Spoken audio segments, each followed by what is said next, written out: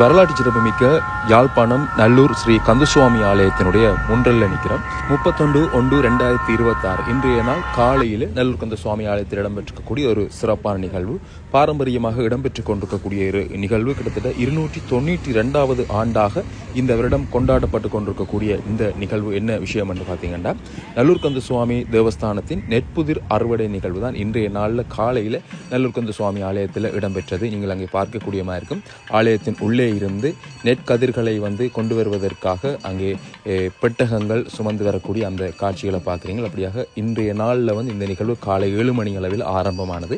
நாளைய தைப்பூச நாளுக்கு முன்னைய நாளான இன்றைய நாள் இந்த நிகழ்வு நல்லூர் கந்தசுவாமி ஆலயத்தில் மிகவும் சிறப்பாக இடம்பெறும்.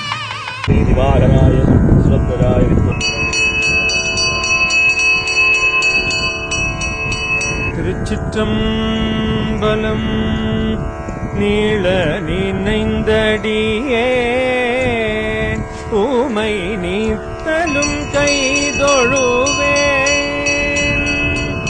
வாழென கண்மடவார் அவள் வாடி வருந்தாமே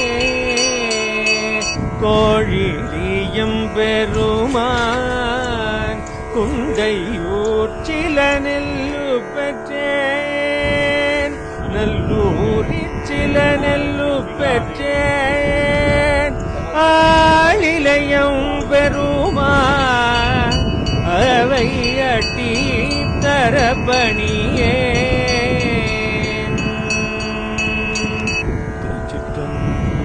அப்படியாக அங்கே வயலிலே பூஜை வழிபாடுகளுடன் அறுவடை செய்யப்பட்டு எடுத்து சுமந்து வரக்கூடிய அந்த நெல்லினுடைய அந்த காட்சிகளை நீங்கள் பார்த்திருப்பீங்க. அங்கே வரக்கூடிய அந்த காட்சிகள் தற்பொழுது இங்கே ஆலயத்தை நோக்கி மீண்டும் சென்று கொண்டிருக்கிறார்கள். இங்கே வெட்டப்பட்டிருக்கக்கூடிய இந்த புதிய நெல்லிலே இன்றைய நாளிலே நல்லூர் கந்தசுவாமி ஆலயத்துக்கு சுவாமிக்கு படையல் வைத்து பூஜைகள் செய்வது ஒரு வழக்கமாக இருக்கும். இவ்வழிபாட்டு முறை நல்லூர் ஸ்ரீ கந்தசுவாமி தேவஸ்தாலயத்தின் மரபாக பண்பாட்டு விழாவாகவும் பேணப்பட்டு வருகின்றமை ஒரு குறிப்பிடத்தக்க விஷயமாக இருக்குது. இப்புதிர் விழா 292வது ஆண்டாக, இந்த ஆண்டு 292வது ஆண்டாக இவ்வருடம் கொண்டாடப்படுகின்றமையும் சிறப்பான ஒரு விஷயமாக பார்க்கப்படுகின்றது. விவசாயம் நம்முடைய வல்வியலகவை இருண்டு வந்துள்ளது. இதைவிட நாம் வெறுவென்ன இறைவனுக்கு பதைக்க முடியுமா? எனவே நாம் அனைவரும் விவசாயத்தை பேணி வளர்ப்போம்.